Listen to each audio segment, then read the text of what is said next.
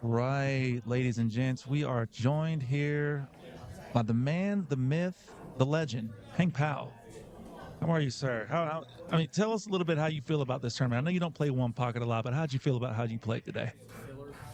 I felt like I kind of played over my head the first two matches. I beat a couple of guys that I'm probably not supposed to beat, and then I kind of got back on my game. And uh, Hunter White made me look silly, and then I won a match, and then I just kind of went off playing Scott and started shooting at everything. Right, right. So, interesting point. You say Hunter White made you look silly. He gonna do that. That's Yeah. what Hunter White does. But this isn't your first one pocket open with the pool series that you played, No, it's right? my second. Your second one. Second. Is it growing on you? Do you feel? Oh Is yeah, there some aspects that you enjoy? yeah. I like the game. I played pool for over 40 years and never really picked up one pocket. I don't know why, but I just never did. So as I get older, I think I'm starting to settle into it a little bit, even though I still I have a hard time playing it for a long period of time because of the focus. Yeah.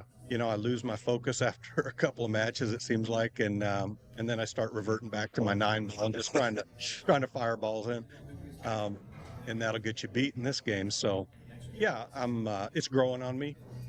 I don't know if I think I'm getting a little better. I'm starting to, when I'm thinking right, I'm starting to move a little bit better. But when I lose my patience, then I kind of just revert back and get beat. Yeah. Yeah. You start looking for that rotation stroke again. Yeah, exactly. That makes perfect sense. And so, you hear from everybody that really is a one pocket player, how it's going to benefit you so much with your 9 ball, your rotation game, whatever it may be. That's kind of what I'm excited for now. Yeah. After watching you play a couple of one pocket shots, seeing how that shows up in your 9 ball game, in your rotation game. Are there some shots here that, that you feel that you normally would not have taken in a 9 ball match, if that makes sense? Like some of the Yeah. kicks and movements, like you said, that you have to do? Yeah, I mean, one of the reasons is, in one pocket, sometimes it's okay just to get it really close, so in 9 ball, you got to make it or you're selling out most of the time. So I definitely shoot some shots here that I wouldn't shoot in 9 ball, but I think it is helping my bank game a little bit because I've always been a person that would rather cut a ball than bank it. Like 9 out of 10 times I'll cut rather than bank. Unless it's kind of like the last resort, then I'll go ahead and bank. But I've been practicing a little bit on my banks at home, and my side-to-side banks are pretty strong, but my long banks still need some practice. So yeah, What kind of table do you have at home? just like that black diamond. Oh, yeah, you get a black diamond at the, Same- at the house? same- Nice. Yeah, Okay. same table. Oh, that's a nice little tremendous help there then. Yeah, when we were looking at houses like 16 years ago, we looked at a lot of different houses, and we found one that was one level ranch with a big old family room. And I told my family, I said, this is a house I want because one of these days I'm gonna put a diamond right there in the middle of the family room. I think they thought I was kidding, but I got with what's the guy's name online? He's like the biggest diamond retailer online. I'll think of it here in a minute probably, but anyway, I ended up calling the guy and told him exactly what I wanted and ordered it, and it was at my house in like 3 months. Oh, wow. It's not bad. Yeah. It's not bad at all. That was before they had all the trouble and stuff, I think. But yeah, it was pretty quick delivery. And the guys that brought it, I guess came from Indiana. These guys were awesome. I mean, it took them like 30 minutes to get it all set up. Oh, wow. Leveled and everything. So, Wow. oh yeah, it's a one-piece slate. Oh. So, Is that what you want? Do you want one piece over a 3-piece slate? I like the one piece just because you don't have to worry about the beeswax or the, whatever you're going to put in between the slate. You don't feel any joints, ever. And it seems to stay perfectly level. I mean, I've had it now for probably 5.5 years, almost 6 years. and it's as level today as the day they leveled it. That's great. I mean, it's been perfect, but the drawback is heavy. I mean, they said Yeah. they wouldn't put it on anything but the ground floor. Right. You can't put it on the second level, but I only thankfully have one floor, you got the so ranch. so it worked out great. But so yeah, and during COVID, I mean, it was like the best thing to have Oh, because being locked up, and I did a lot of work from home. I'd go work for a couple hours and then go hit some balls for 20, 30 minutes and then go back to work for right. So it really broke up the monotony, and I just love having a table. I mean, I had a table years ago, and it was a 4x8, Mm. and it was around the time my 19-year-old was being born, and it turned into a baby changing table.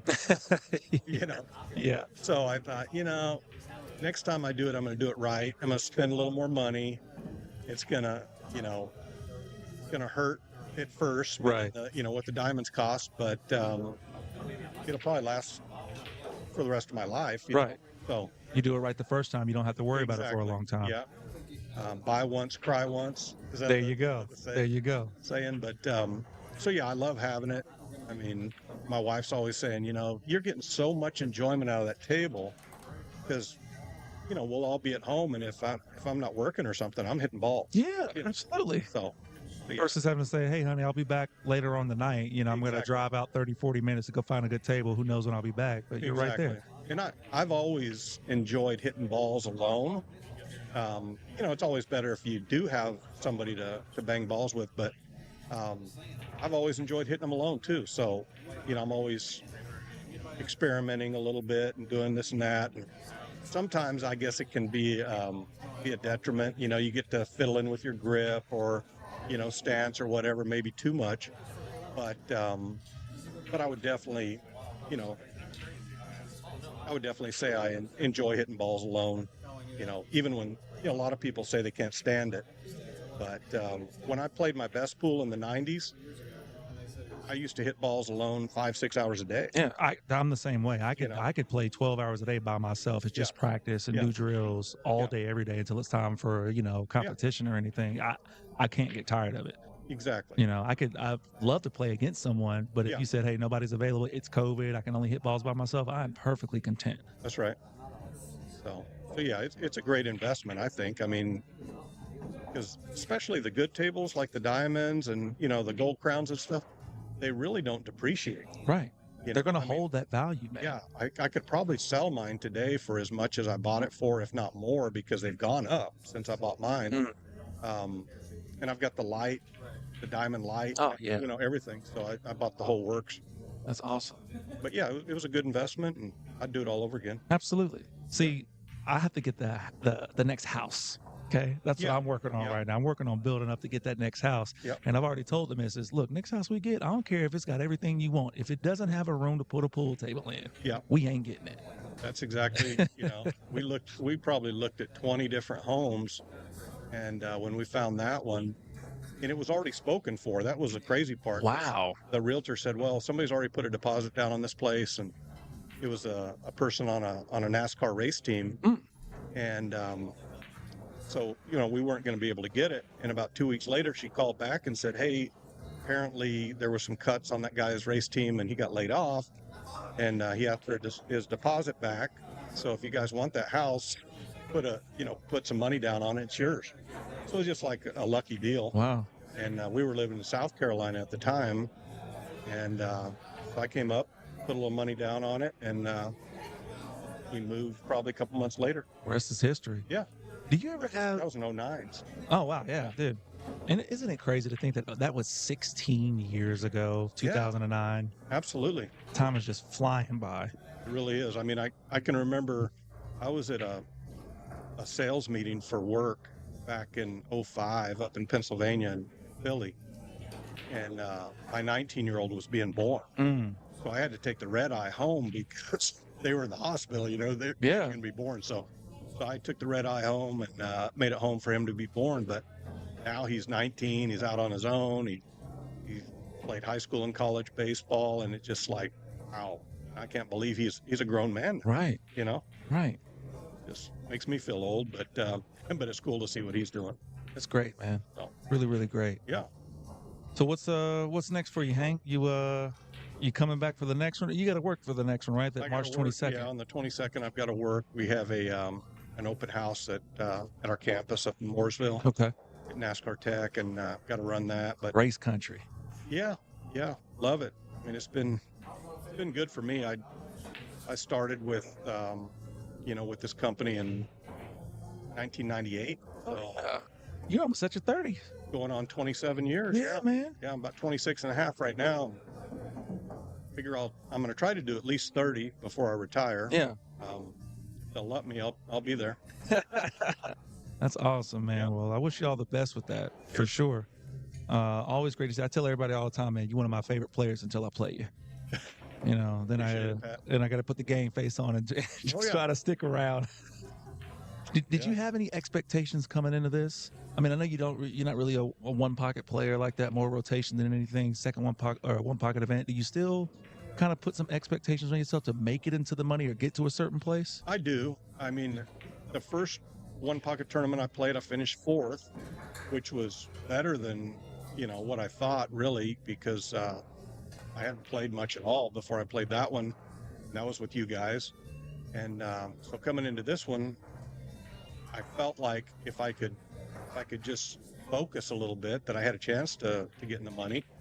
And that's always an expectation when I go to a tournament. Right. And I want to always try to get in the money. And if I, keep going on the winner's side, then I start thinking about maybe, top 3, maybe get to the final, stuff like that. But I try not to ever really start thinking too far ahead, but because I've read a lot of the sports psychology stuff Right.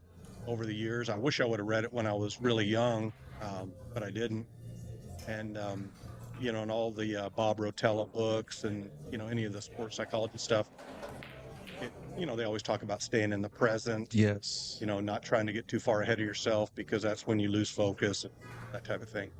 So I always keep that in mind. But yeah, I do try to set that expectation, try to get to the money at least. I'm the same way. Even, at my skill level, I still make a point to do my best, but I'm expecting myself to break through getting to the money. But the sports psychology, one of my favorite ones, actually, I think maybe one of the only ones that I've read is The Inner Game of Tennis. Yeah. I don't know if you've read that one before. I haven't read it, but I've heard a lot about it. I've heard it's great. Really, really great. Really great. I did the audio book because if I sit there and read a book, I'll fall asleep. It's like melatonin for me. I'm that way too. It'll put me right out. Yep. I don't know what it is. So I do the audiobooks, and sometimes I'll even follow along, but the audiobook has to be playing because I'll do that thing where I'll read the same 2 lines for half an hour and can't get through it. But I was terrible about that in college. I was a great note taker because I would write down everything the professor said, basically, because I didn't want to ever read the textbook. Yeah.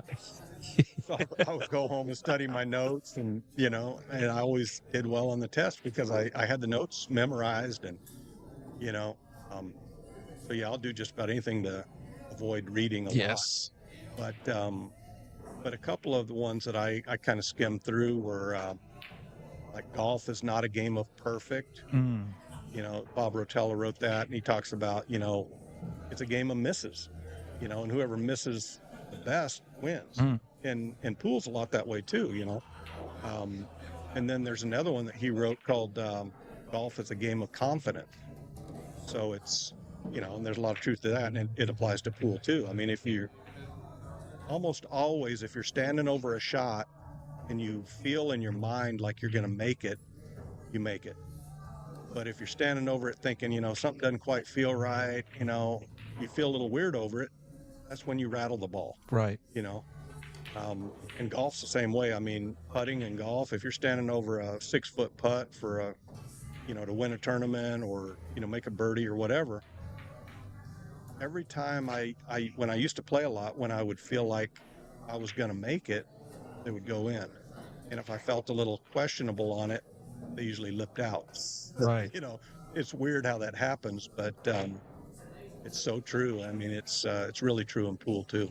Definitely in pool, because you especially when you start going on one of those heaters, rotation specifically, and it's like, okay, you stay in the present. You don't necessarily tell yourself, okay, I'm in one. You just feel right. it, and the confidence is there. Yep. And your pre-shot routine is just a little bit quicker because you know when you get down, it's on. Exactly. And if it doesn't feel right, then you know, okay, I can Yep. feel that this ain't it. Let me get back up. I'm going to look at it again, take a shot, come back down. All right, I'm still there, still there. Yep. I love the Inner Game of Tennis book because it focuses on the focus of the game Mm-hmm. and how you have two inner selves. There's self one and self two. Self one being the ego Yep. that says I can make anything. Look how good that shot was. That was a bad shot. What am I doing? Where self two is just the physical, Mm-hmm. just the body, just you stroking through a ball or following through on a tennis ball from what they were saying, and just trying to do your best to keep self one out of the picture. Yep. The guy that judges every shot, whether it's good or bad, keeping him out of it and staying in the present, Yep. and giving some different techniques to not necessarily quiet your mind or try to focus, but to just focus, Yep. right? Focus on the task at hand. So for all of you out there listening, if you're looking for some good reading material, Bob Rotella Bob Rotella. makes some great books. Also look up The Inner Game of Tennis. And if you're like us, by God, audiobooks, man. Yep.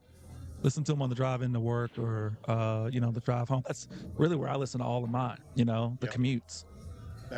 I want to get C.J. Wiley's latest audiobook about his travels all over the country, hustling pool. And I had a chance to meet C.J. many years ago when I was in college. Kind of a funny story. C.J. and I still laugh about it today because we talk online quite a bit. And he came to the town where I was going to college at New Mexico State University in Las Cruces, New Mexico. He showed up there one night. I was in a bar tournament. I was like 21, I think, at the time, and CJ was probably 23. And he shows up at this bar tournament, this country western bar, and one of his best friends lived in that town, and he was a pool player too. And he had told CJ that I played pool pretty well, and I didn't play that good at the time. I mean, I didn't play that good, but I was pretty good for that town. And CJ walks up to me in the bar, and he says, "Hey, you look like you play good pool." And I said, "I play okay." And he said, "I hear you play golf too. My friend tells me you play golf." And I said, "Yeah, I play golf." And he says, which I thought was kind of strange, but because I barely, I just met him, but he says, "I'd be willing to bet I can beat you at one of the two games if you want to gamble." And I said, "Well, we can meet out the golf course tomorrow, and we can play a round of golf for some money." And he says, "I was thinking about playing pool." And I said, "No, I don't want to play any pool." And so we didn't play anything, but we still laugh about it today because he thought he was going to trap me into a pool game. Right. And I probably would have trapped him into a golf game, but Your golf game is better than your pool game? it used to be. I mean, I played college golf there at New Mexico State. So, okay. I was definitely a scratch player, if not better than scratch back then. Now I'm not. Now I'm probably a 7 handicap or something. What does that mean to be a scratch player?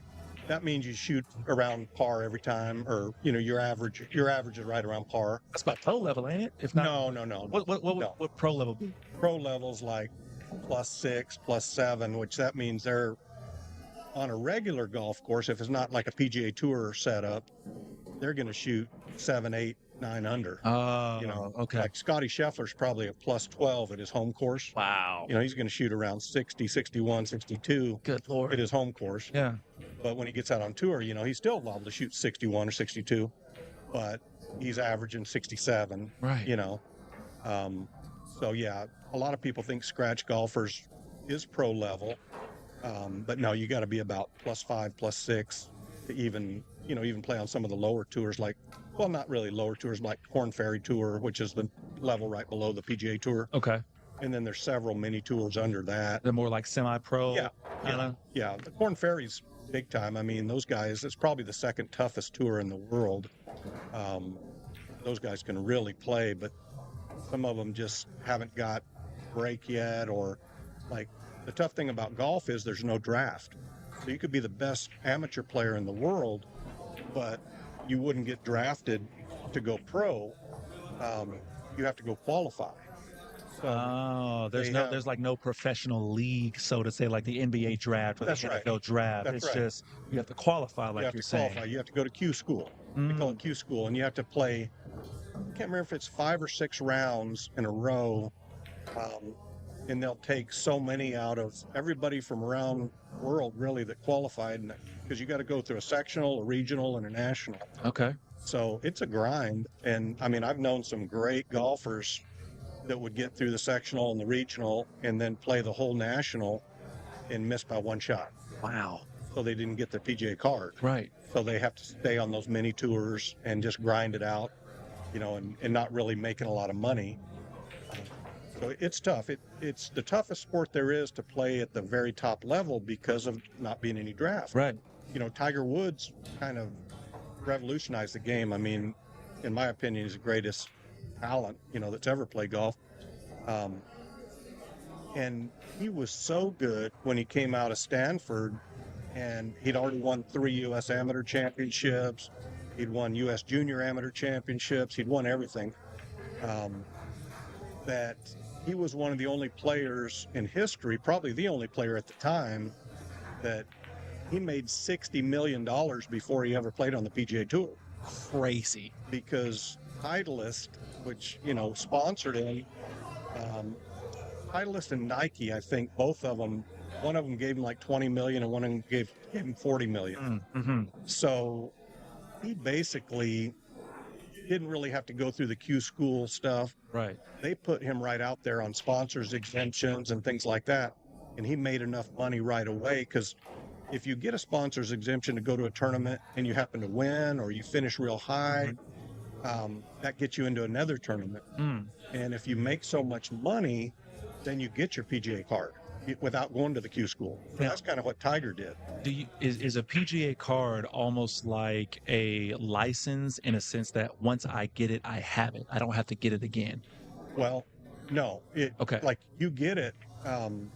That's again one of the toughest things about golf is there's a lot of great players out there that have their PGA Tour cards, and if you finish out of the top 130, so out of all these players that are playing, if you're out of the top 130, you lose your card. And we got to go back to Q school. Golly. Yeah. So the only thing that kind of gives you a guarantee, if you win a tournament out there, you're exempt for all the tournaments except the majors. You're exempt to all the regular tournaments for 2 years. Okay. If you happen to jump up and win the Masters or the U.S. Open or the Open Championship over in Europe or the PGA Championship, then you're exempt for at least 5 years to everything. But other than that, there's really no guarantees. You got to bring it every year. Wow. And that's what's so impressive about some of the guys that have been out there for 20, 30 years, because they're the consistency, they kept their level at that very high level year in and year out. Right. You see a guy like Bernard Langer, he's 67 now. He's playing on the Champions Tour, which is a senior tour, but he's like a medical miracle, because the guy is 67, he's still winning. Wow. Excuse me. He's won 47 times on the senior tour. Good Lord. The winningest player in history on the senior tour. So, but yeah, I mean, golf's a tough sport. You still get out there every now and again when you About can? once every 2 weeks. Oh, okay. So yeah, you get some good time out there then. That's good. Yeah. Not as much as I'd like, but when the weather permits, I try to get out. That's nice. Okay. Yeah. And now, do you ever kind of plan out a little bit when you can come out and make it in our Yeah. tournaments? I look at my calendar. I know like all of the Saturdays that I have to work. Right. And if I'm not working, I'm usually here. Okay. If you guys have a tournament, and if you guys don't have one, I'm looking for one, that somebody else has. Right. Unless the weather's just beautiful and my son says, "Hey, Dad, let's go play some golf," then sometimes we'll go ahead and play golf too. But, Yeah. That's awesome. Yeah. TD standing over me here. What's up? Okay. Right. Well, Hank Powell, my man, Pat, appreciate it. appreciate your time, man. Always a pleasure to talk to you. Always good to see you. Glad you're doing well in life, man. You Wish too. nothing but the best for you. Same here. Always good to see you play, bro. Oh, Always good to see you play. it's not always pretty, but It ain't, but it's fun to watch. It's fun to watch. Well, yeah. So, what's next for you, man? Getting out of here, heading home. yeah, I think I'm gonna go hit Jack in the Box for some of those tacos. I love those tacos at Jack in the Box. I know they're probably made out of something that you shouldn't be eating, but man, I usually get about 6 of them. Oh wow, that's your guilty pleasure. It is. I love those things. So That's that's where I'm headed. Beautiful. Well, hey, man. One exit down. What you already planned out. You know where it is. Yeah. Awesome. Well, Yeah. you enjoy those tacos, man. We will see you maybe in about a month. Yeah. At the next one. Sounds good. Good shooting, my brother. Thank you, Pat. Always good to see you, Hank. You too.